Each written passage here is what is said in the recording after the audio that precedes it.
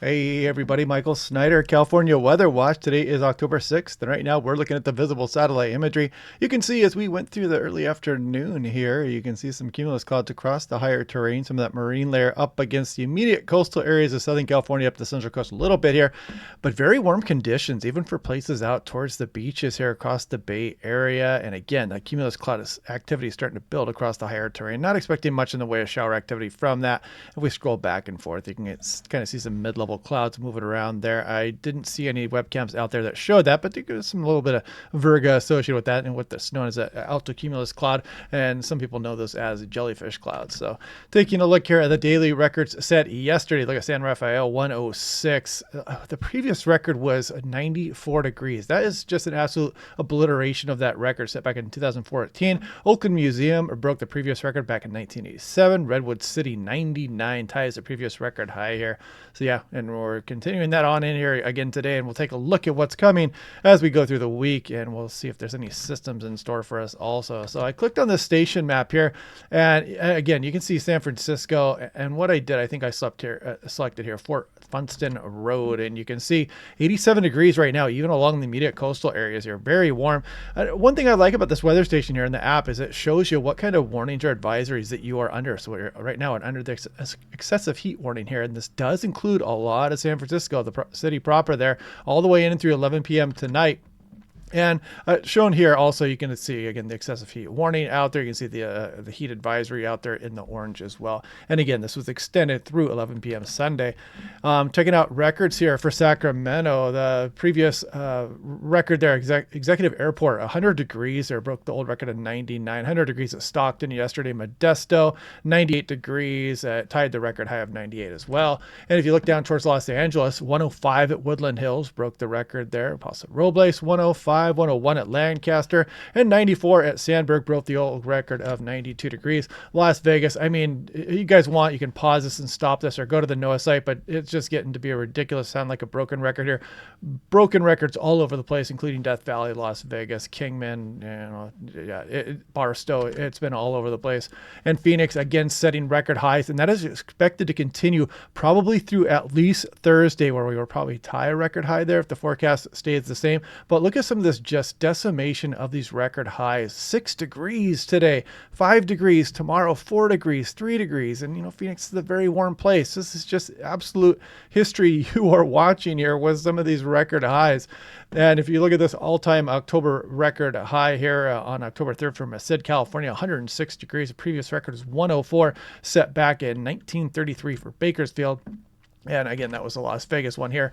But what we're taking a look at here is a 2-meter temperature anomaly. So again, you can see just the ridiculous heat, even towards some of the coastal areas here as we go through the day today. We scroll in through tomorrow afternoon. Here we go through Tuesday. And while we do get a bit of a cool down, a little bit of relief here, you can still see temperatures are quite a ways above average as we go on through Thursday. Here we go through Friday coming up here. You guys get the picture. But there is some sign as we go on in towards next weekend that some system may be trying to approach the coastline here. I don't want to get people's hopes up too much just yet. I'd like to see a little bit more model agreement before we get too caught up in that, but I will show you a couple examples of what the potential is here in a moment. Looking at 2-meter temperature anomaly, 7-day running mean, and you can see that while we do cool down a little bit here, the actual temperature anomaly over the 7-day period still remains above average, even as we get towards the second half of October. And just a heads up, if you have friends and family out there across Florida, hopefully they are aware of this now Hurricane Milton here, and it is forecast to become a major hurricane as it rips from west to east across the Gulf of Mexico towards the state of Florida. So heads up for that. Now, taking a look at California right there where my green circle is, you can see the Hawaiian Islands to the bottom left.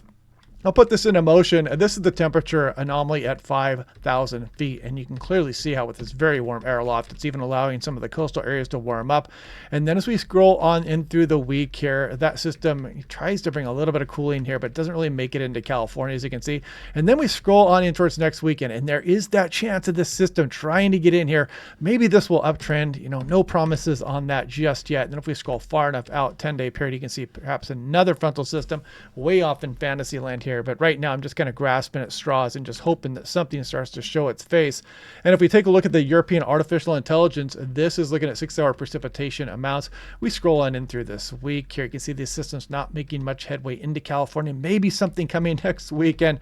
Again, don't want to get too excited about that just yet, as most of these systems are going up into the Pacific Northwest, and you can see all the way out towards the 15-day period, or 12, 13, 14, 15-day period. Not much in the way of systems getting in here. And largely because this high pressure system has been very dominant across the southwest USA. Again, this is at 18,000 feet. You can see that Gulf of Alaska troughing quite strong here, driving some downstream ridging across the region. But there is some of that hope here as we go through next week. And again, we'll look at that again tomorrow. And I want to try to get more model agreement before I get too excited about a cool down from that system.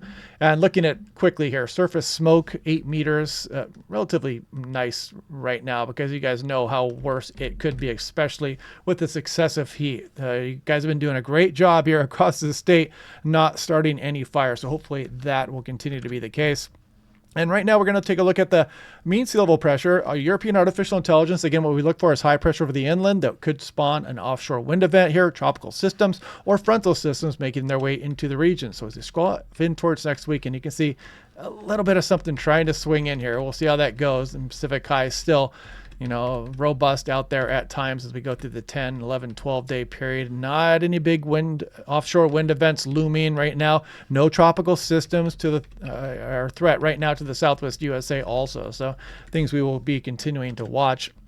And the GFS, let's just run through this really quick. Also, I didn't see any tropical systems, didn't see any big high pressure system over the Great Basin as well. We're hoping for right now is one of these frontal systems to try to get down in about the next weekend coming up here, maybe Friday or Saturday. You can kind of see that low pressure center there right abeam the Oregon and the California coastline out over the Pacific Ocean. And daily 2-meter max temperatures, you know, it's that time of year where we do start cooling off for some areas as we get on in through October. And we do see some signs of that as we go towards next weekend. But again, we're going to kind of not get too excited about that just yet. I need another day or two before I get too excited. But there's probably a cooling trend that's going to be coming as we move on in through the next 7 to 10 days or so.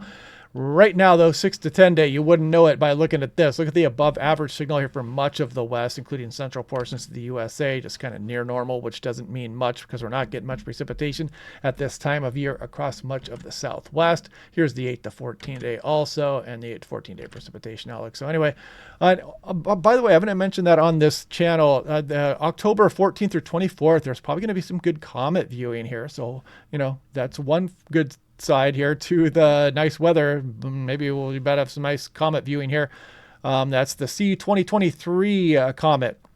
So I'll be doing some comet forecasting on that once we get a little bit closer here. We're still, you know, probably a week away from being able to see that during the evening and night sky. So anyway, hope you guys are having a good day. Otherwise, I did not put out the video this morning because I did have my son's soccer game. So I'll be competing directly with the NFL games, but whatever. And they'll do my normal briefing tomorrow. So hopefully you guys are enjoying these videos. Leave some comments below and I will talk to you guys later.